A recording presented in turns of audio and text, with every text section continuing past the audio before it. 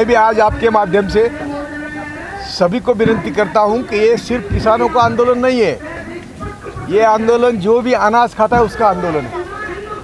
और सिर्फ 3 कानून नहीं, एमएसपी के बिना ये लोग वापस नहीं जाना चाहिए, क्योंकि 3 कानून रद्द हो गए तो स्टेटस को हो गया। तो इस आंदोलन का नतीजा क्या है? तो जब तक एमएसपी नहीं मिलती तब तक हम घर नहीं जाएंगे, ये हमारा संदेश है। दूसरी बात ऐसी है कि आज देखो तुम, हम इतने बुरे व्यवस्था में फंसे हैं कि 7 साल में एक हमारा संविधान है, संविधान में हर संस्था यानी न्याय संस्था है, ब्यूरोक्रेसी है, लोक प्रतिनिधि है, मिलिट्री है, सब व्यवस्था ने अपने अपने दायरे में काम करना है। एक भी व्यवस्था अपने दायरे में काम नहीं कर रही है, सभी मोदी जी के दबाव में है। और वो क्यों दबाव में है? तो एक संदेश देना चाहते हैं कि न्यायमूर्ति लोहिया को मारा, संदेश गया कि हमारी सुनो नहीं तो मरो। आज किसान ये रास्ते पर आए, ये देश का मैं समझता हूँ भाग्य है। और किसी एक जाति को क्रेडिट देना ठीक नहीं होगा, क्योंकि वो फिर झगड़े होते हैं, लेकिन रास्ता दिखाया सिखों ने और सभी जात उनके शामिल हो गए। ये ना किसी धर्म का है, ना किसी जाति का है, ना किसी उच्च नीचता का है, ना हिंदू का है, ना मुसलमान का है। ये जो भी अनाज उगाते हैं, खाते हैं, इन सब का आंदोलन है। तो आज हम ऐसे क्रिटिकल सिचुएशन में हैं कि यदि हम ये आंदोलन नहीं जीतेंगे तो हम घर जाके सड़ के मरेंगे। और सरकार चाहती है कि किसी हालत में ये कानून न हो जाए। मैंने अभी बोला, मैं जाहिर भी बोलता हूँ कि मोदी को अभी शर्म आ रही है, मोदी को एहसास हुआ है कि ये कानून रद्द किए बिना किसान नहीं जाएंगे। लेकिन मोदी को अभी शर्म आ रही है, उन्होंने जो गुरूर दिखाया, जो मगरूरी दिखाई थी, तो वो अभी उनको वापस लेने में वो तकलीफ हो रही है। मेरी शंका है कि वो सुप्रीम कोर्ट के माध्यम से भी कर सकते हैं और बोलेंगे कि सुप्रीम कोर्ट ने कैंसिल किया, हम क्या करेंगे। लेकिन ये कानून तो रद्द होने ही है। यदि नहीं होते हैं तो उन्होंने पहले से प्लानिंग किया है। प्लानिंग क्या है? एफसीआई को ख़त्म किया है, फूड कॉरपोरेशन ऑफ इंडिया को ख़त्म किया है। उनके ऊपर आज 3.5-4 लाख करोड़ का कर्ज है और वो वापस नहीं कर सकते। उन्होंने मोदी आने के बाद नए गोडाउन बनाए नहीं, एफसीआई के लिए गोडाउन बनाए नहीं, ट्रांसपोर्ट का इंतजाम नहीं। ट्रांसपोर्ट दिया है अदानी को। अदानी के गोडाउन किराए पर लिए हर साल अदानी को 600-700 करोड़ रुपए किराया जाता था। उसमें अदानी ने नए गोडाउन बनाए देश भर। तो सरकार के ही पैसे से गोडाउन जो एफसीआई बना सकती थी वो अदानी को दिए। सरकार के पैसे से चलने वाली रेल, एयरपोर्ट और बंदरगाह, सभी बंदरगाह अदानी को दिए हैं।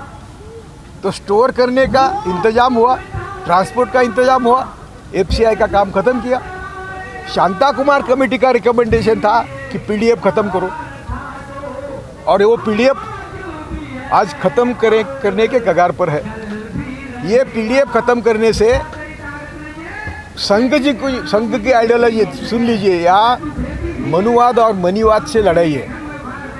ये संघी लोग क्या कहते हैं कि हम देश के मालिक हैं और आप सबको, यानी किसान हो, कोई भी हो, जवान हो, सबको अधिकार सिर्फ 2 जून की रोटी का है। आप शिक्षा की बात मत करो, आप पढ़ाई की बात मत करो, स्वास्थ्य की बात तो करना ही नहीं। तो ये रोटी, कपड़ा, मकान, स्वास्थ्य और शिक्षा, इसकी बात ही नहीं हो रही है। कभी पाकिस्तान की बात, कभी कश्मीर की बात, कभी लव जिहाद की बात, कभी घर वापसी की बात, कभी किसान की बात हुई क्या? कभी रोटी, कपड़ा, मकान, स्वास्थ्य की बात हुई क्या? तो हो ही नहीं रही है। और ये जानबूझकर किया जा रहा है ताकि हम हमारे मुद्दे से भटके।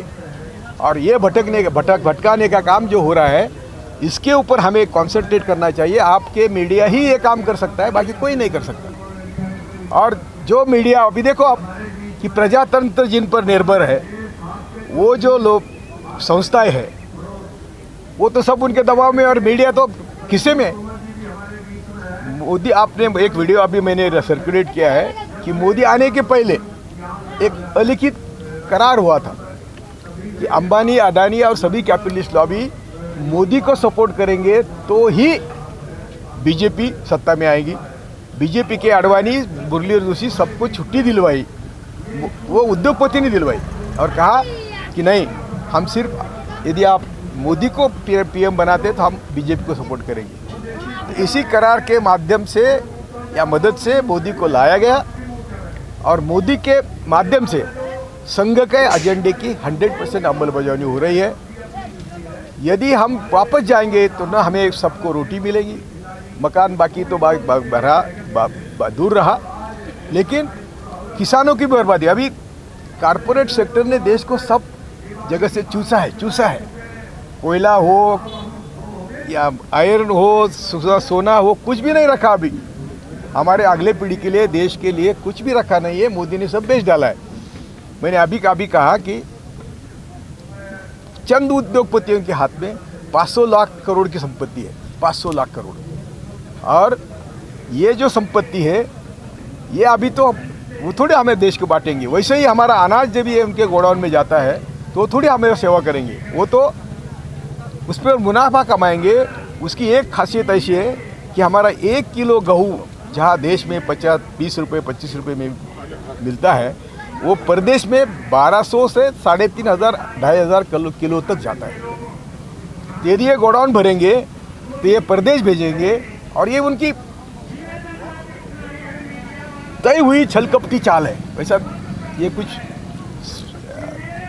या कोई इमेजिनरी बात नहीं है। तो ये इसको रोकना होगा। अभी मैं बोल रहा था कि उद्योगपतियों ने सब लूटा है, रही थी सब किसान और किसानी। और किसानी देने का यूरोप अमेरिका में जो हुआ वही यहाँ हो रहा है कि एक ही उद्योगपति 1 लाख एकड़ 2 लाख एकड़ की खेती करे। वहाँ वो जो अब ये यहाँ आए ना, वॉलमार्ट वगैरह सबकी वहाँ खेती है और लाखों करोड़ की है, लाखों एकड़ की खेती वो करते हैं और वो मशीन से होती है।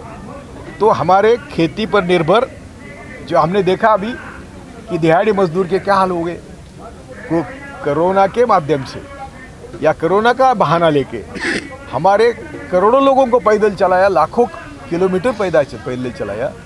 तो उनको हम उनके गिनती में भी नहीं है। दिहाड़ी मजदूर हो, किसान हो, वो कहते हैं कि तुम्हें सिर्फ जीने का अधिकार है, 2 समय की रोटी का अधिकार है, इसलिए वो हमारी खेती छीनना चाहते हैं। वो कॉन्ट्रैक्ट फार्मिंग है। अभी खेती के लॉ पर बोलना तो बहुत बार आपने सुना होगा, लेकिन तीनों कानून ऐसे हैं कि एक ने कहा तुम जितना चाहे स्टोर करो, दूसरे ने कहा तुम जहाँ भी जाके बेचो। कहाँ बेचेंगे? मैं खुद किसान हूँ, मेरे खेत में जो आता है मुझे लगता है कि कोई वहाँ से लेके गया तो अच्छा है, मैं कहाँ लेके जाऊँ? मेरे पास ना ट्रांसपोर्ट है ना मार्केट है। तो ये कोई किसी 86% किसान के ज़मीन 1 हेक्टर या 2 हेक्टर के बीच में है, तो वो तो कहीं ले नहीं जा सकते। तो ये आज हम ऐसे कोंडी जिसको कहते हैं हम, ये है कि हमारी किसानी उनको चाहिए, हमारे किसान उस किसानी पर मजदूर रहे, ये उनका प्लान है और ये प्लान संघ का एजेंडा है।